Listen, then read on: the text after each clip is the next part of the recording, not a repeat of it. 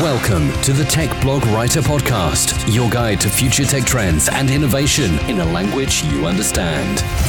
Now, over to your host, Neil Hughes. Welcome back to the Tech Blog Writer Podcast. After weeks of continuous sunshine here in the UK, it seems that normal service has been resumed. Yes, the gardens needed it, and the grass is finally going from a yellow, dried-out straw appearance to a little bit of green coming back. But sunshine, please come back. Just a few more days of vitamin D will get me through the winter. Now, on this show, I'm passionate about covering as many topics as I can about how technology is transforming multiple industries, and hopefully together we can learn a thing or two along the way. And today's topic that I want to demystify is the world of solar technology. And let's see what we can learn. Chris Hiller, he's the lead solution architect for REC Solar, which is ranked a top 10 commercial solar provider in the United States. So I invited him on the show today to talk about how solar technology has evolved over the last few years, how solar technology works, who benefits from solar technology, and what the future of solar technology looks like. And of course, why solar implementation is increasing in popularity, and so much more. Consider this an episode of everything you wanted to know about solar energy but were a little bit afraid to ask. And it is kind of ironic that the sun has stopped shining for the first time in weeks here in the UK, and it's cloudy and raining out there as I'm preparing to talk about solar power. But is it just me, or is there something quite quirky and cool about that? But enough whimsy for me. It's time for you to buckle up and hold on tight so I can beam your ears all the way to California so we can speak with Chris Hiller from REC Solar. So, a massive warm welcome to the show. Can you tell the listeners a little about who you are and what you do? Sure. My name is Chris Hiller. I work for REC Solar. We are a wholly owned subsidiary of Duke Energy, which is one of the nation's largest electric providers in the United States. I've been in solar for about 18 years. Started off as a journeyman electrician out in the field, and then got a degree in energy management and design. And for about the last decade, have been in the office, out on site calls, meeting with clients, and designing commercial and industrial and small utility scale renewable energy projects, mainly focused in the United States. Now, REC Solar is ranked a top 10 commercial solar provider throughout the whole of the US. But for anyone listening, who could be listening anywhere in the world, hearing about you guys for the very first time, could you just tell them a little bit more about the company and the technology that actually brings solar to life? Sure. The company was founded about 20 years ago in San Luis Obispo by some Cal Poly engineering grad students. And from there, I would say, you know, the company has really grown in being one of the nation's largest solar electric providers. Pretty much us in a nutshell. Now, we are living in an age where technology dominates almost every area of our life, but like no other time that I can certainly remember, most people don't know and don't care how it works. They just expect it to work. But I'm trying to change that with this show and get people curious again. So with that in mind, can you tell me a little bit more about how solar technology works? Sure. I spent a lot of time with grade school children, and I certainly have a passion with energy, and particularly with solar, obviously. So essentially, a solar panel is high-grade silicone. So silicone is essentially beach sand. So what they do is they take sand and they heat it up to, I think it's like 2,100 degrees Fahrenheit, which is a lot higher to, like if you were going to make glass out of silicone, you wouldn't need to heat it that hot. But they make it that hot to get rid of all the impurities in the silicone, so then they're left with really high pure silicone. And silicone is one of what we found, or the photovoltaic effect back in the 1950s by Sharp engineers found that when a wavelength of visible light, so you know how there's a lot of different wavelengths of energy that come from the sun, both ultraviolet, infrared, visible light. So a wavelength has to be, certainly, or at least right now anyway, it has to be in the visible light spectrum. And what it does is it excites the silicon molecule to where the electrons on the valence band, which the valence band of your molecule is the outermost band, it excites them and makes the electrons want to jump. And so when they make a solar panel, what they do is they take this really high pure grade silicon and they separate it into two batches. And in one batch, they sprinkle in a molecule that has one less electron on its valence or its outermost electron gap, or it's your I haven't done chemistry in quite a while, but yeah, it's your electron in your outermost. I forget what they call that, but essentially in the one batch they sprinkle in a molecule that has one less electron, and then in the other batch they sprinkle in a molecule that has one extra electron, and then they grow these ingots, and then they slice them, and then they put the two of them together on top of each other.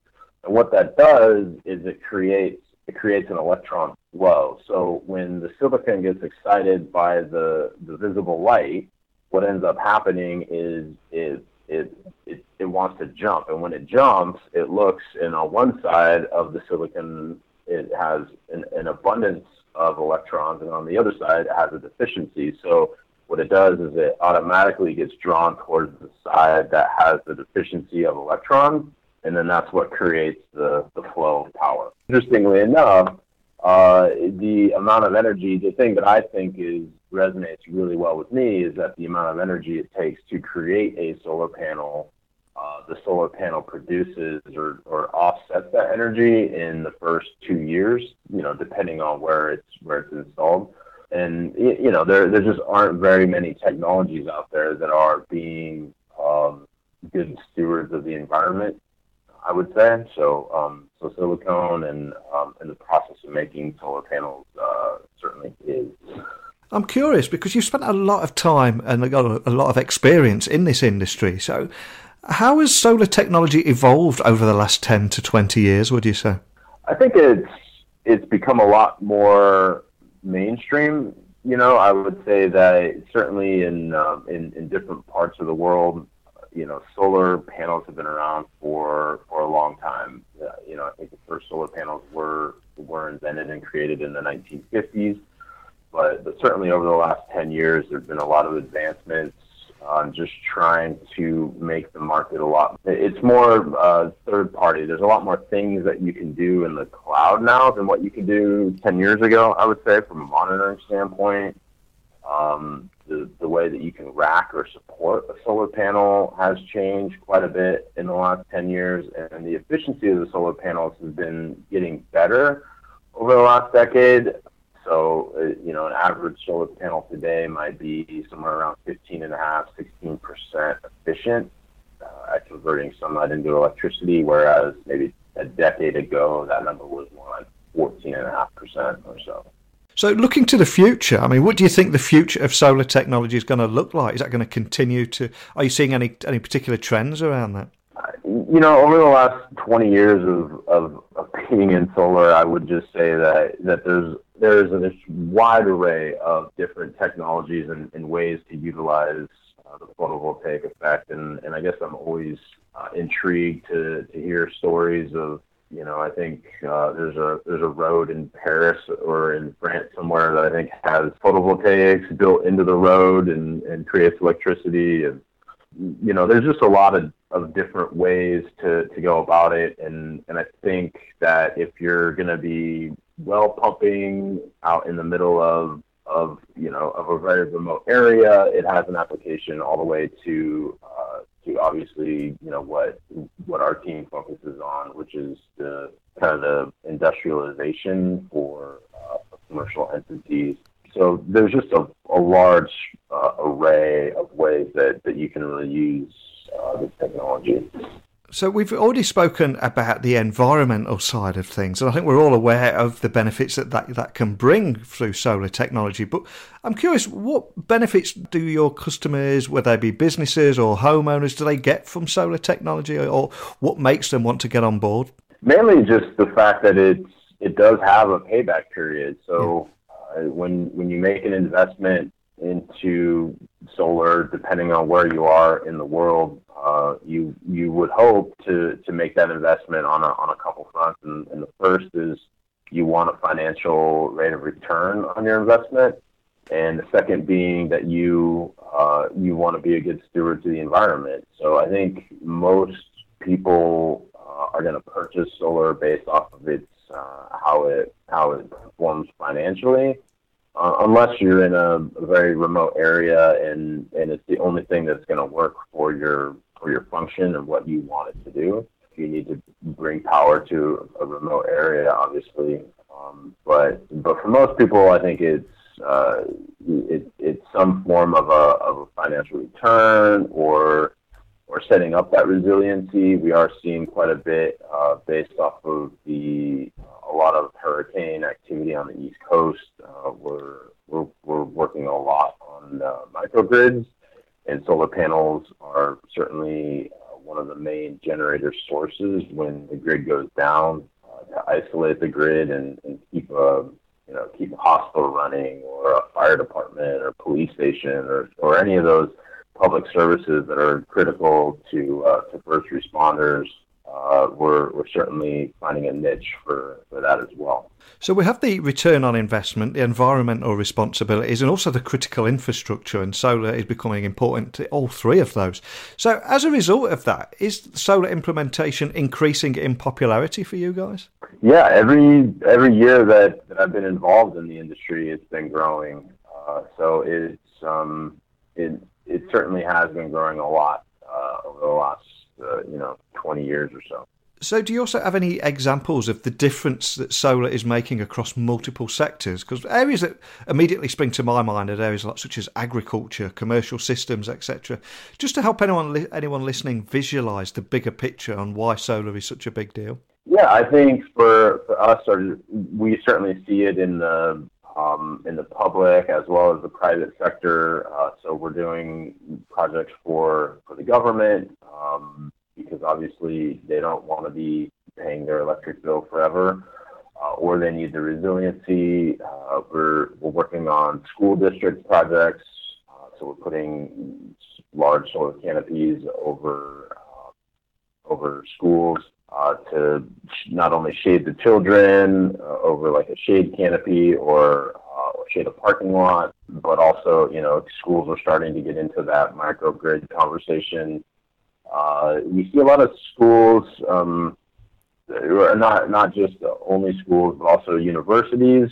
So especially here in California, the CSI, or the California State University, the CSU system, they're going solar in a big way. And I would say ag, manufacturing, I mean, you name it. Anyone that produces or consumes electricity wants to be able to produce electricity. Depending on where you're at, it's going to make more sense or less sense. If you're going to talk to a municipality somewhere in the central United States, I won't name any particular one, but you go to them and with saying, hey, I want to install this solar electric system. It's this big, and they say, well, we've never put anything like that on our grid. We can't accept that. Versus other areas where it's a lot more prolific, like out here in California, or certainly states on the East Coast, and Maryland, Massachusetts, where they have policy to make it easier to implement solar.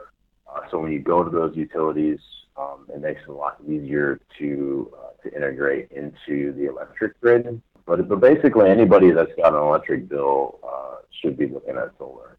So as someone that works very closely in this industry, and you've seen it evolved and you see what's coming in the future, is there anything else that you can share with the listeners that excites you personally about solar technology, and maybe offer a little food for thought for listeners that have never even considered some of the aspects that you encounter? Yeah, I recently was working with my company and trying to come up with a way that that would really get people to make it more tangible. Because when you look at a solar panel, it just is a blue rectangle, and you don't see anything moving, you don't see anything happening. But today, I would say the average commercially available solar panel puts out about 300 watts. And if you put that into perspective, that's the equivalent of an Olympic cyclist pushing at full bore for an average of, let's say, in California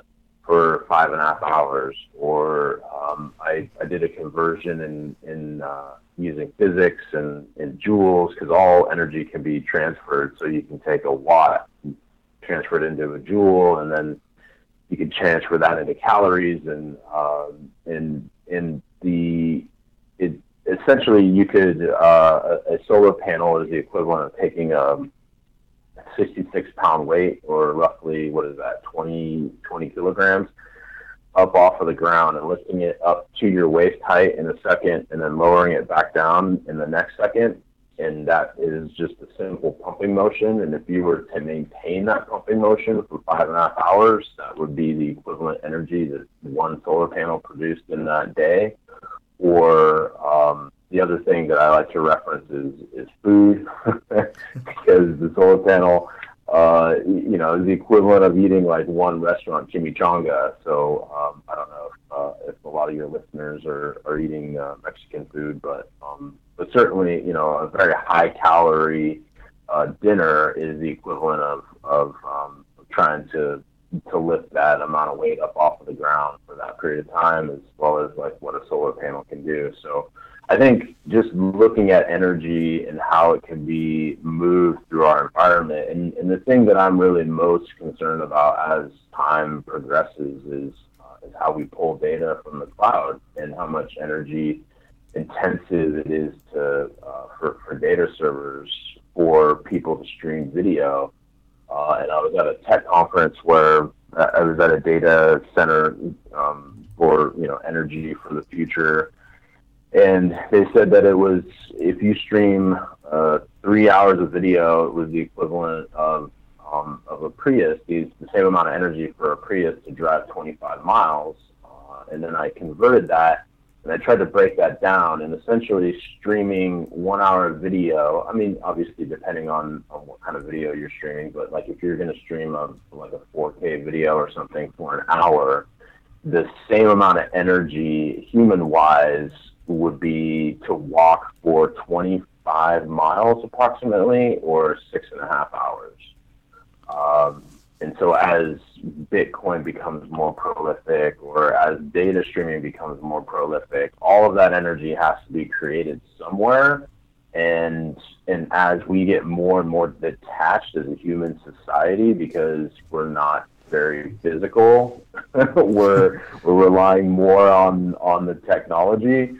I think that trying to talk about electricity and energy consumption in ways that cross those boundaries is really important to put the energy crisis, I think, is really what we're looking at, because we're going to eventually just, we can't produce what we need to consume. If everyone was going to be a first world country like the United States, there wouldn't be enough energy to go around. So as our civilization evolves, that's definitely what's driving me in this industry and in this world. Wow, that's a fantastic point to end on as well. It really is, because I'm sure that a lot of people listening have never even stopped to consider that, because we just expect technology to work, don't we? But I mean, before I do let you go, can you remind the listeners of where they can find you online, find out more information about solar technology, and maybe contact your team if they have any questions about the conversation we've had today? Yeah, sure. You can reach us. You can find us online at www.recsolar.com.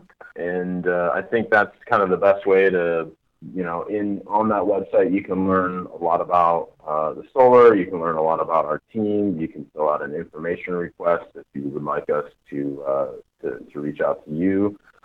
We certainly can do that, and I think that's the best way to get in touch with us. Excellent. There were so many points raised in this episode that are really interesting to me. I can understand why people are buying into solar technology because of the return on investment that you mentioned, because of our own environmental responsibilities, and also keeping critical infrastructure up in disasters like hurricanes, etc., and keeping hospitals running is so important. But the fact that you mentioned a few minutes ago that thousands of people listening to this show could be streaming a couple of hours of video on Netflix without a care in the world, that they don't stop to think about the energy consumption required from those data centres to make that HD or 4K Netflix video come onto their TV or their smartphone or their tablet. It really is a big talking point. So a big thank you for coming on today and highlighting that. Yeah, it's a pleasure, and good luck with the podcast and all listeners out there. Try to do your part, being more energy conscious and conserve the energy where you can. A few years ago, I watched a hilarious comedy sketch with Dara Ó Briain where he said if we went back in time and wowed people with all the technology that we use in the future, we would quickly look like idiots. Because most people cannot explain what electricity is, how a computer works, a fridge, or even a microwave.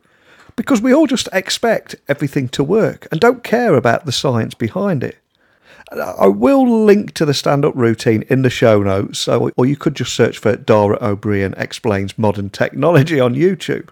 But this is why I invited Chris onto the show today.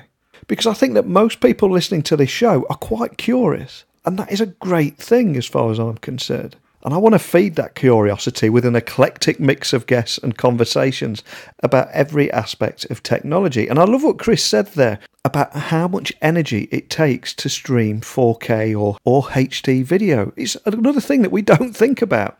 And if we're all streaming video all over the world, maybe we should.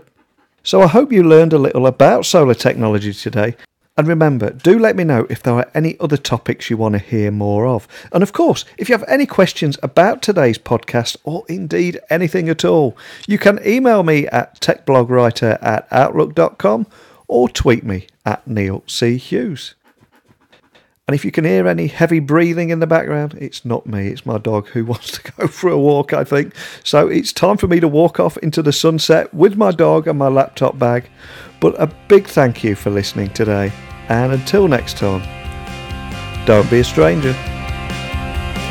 Thanks for listening to the Tech Blog Writer Podcast. Until next time, remember, technology is best when it brings people together.